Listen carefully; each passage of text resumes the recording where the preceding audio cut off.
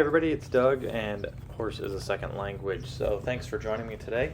I've got Fig with me today, who's a 4-year-old warm blood, and been asked to kind of help him out with some things. He would get really nervous at the mounting block and wouldn't want to stand still, and so I've been working on quite a bit of things with him, and I wanted to show you a little bit about how we get them to really start to understand where we want to put their feet and where they feel comfortable with us asking them to put their feet in almost like a micro version. So we want them to be able to move just so ever slightly if we need to. So I'm using today and I've worked on this for several days actually. This is about 3.5 weeks up leading to get to this point with him, with really, because he would get nervous and he would just he would really mentally was having a hard time. So start off, and I just want to be able to teach him to go around to that mounting block and stop where we're going to be getting on. And then he also had a real big nervousness with if anybody had a whip or a flag or anything near him. He really struggled with that.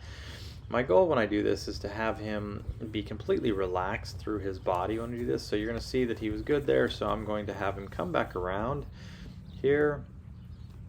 And my goal is to teach him that when we come around that he knows where to line up. So you can see I was able to just apply a little bit of pressure to that right hip and have him just move his haunches over and get parallel with the mounting block. So we want it to be safe, and you can see how he also he's not very patient. So, and that's because I think when we start a lot of these horses, we get on them, we want to make sure they're just going. So whenever I have a horse that comes to me that won't go forward, a lot of times they won't go forward, but they won't stand still either.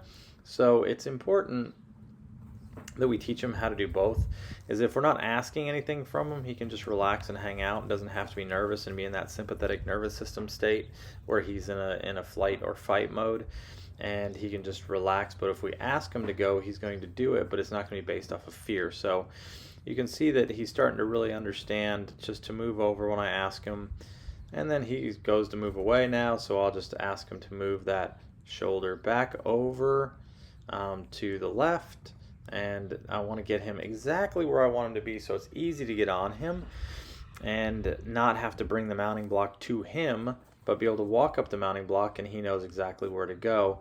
So you can see he'll get settled for a second and then he'll want to walk off. So we're working on this, and I actually took another video today, or actually I worked with him today and got this really well where he just stood there for about 5 minutes. But we work our way up to that because we want to reward him for the tries that he's doing. So if he stands for 5, 10, 15 seconds, I'll then ask him to come back around, and then you can see he's kind of overshot the mounting block there, and then he moved back over in a good position and started licking and chewing, and then he decided he thought he needed to move again.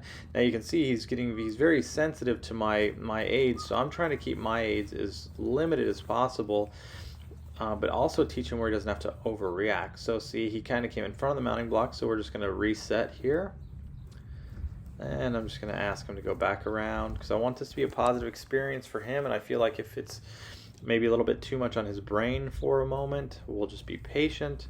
We'll come back around, we'll reset, and you can see that time he did much better. So remember, when we work with horses, just like with people, is that if they're in a state of any nervousness at all, they're not going to be as focused on us as we need them to. So now you can see he's pretty relaxed. His head carriage I want to get down a little bit lower, which I did today.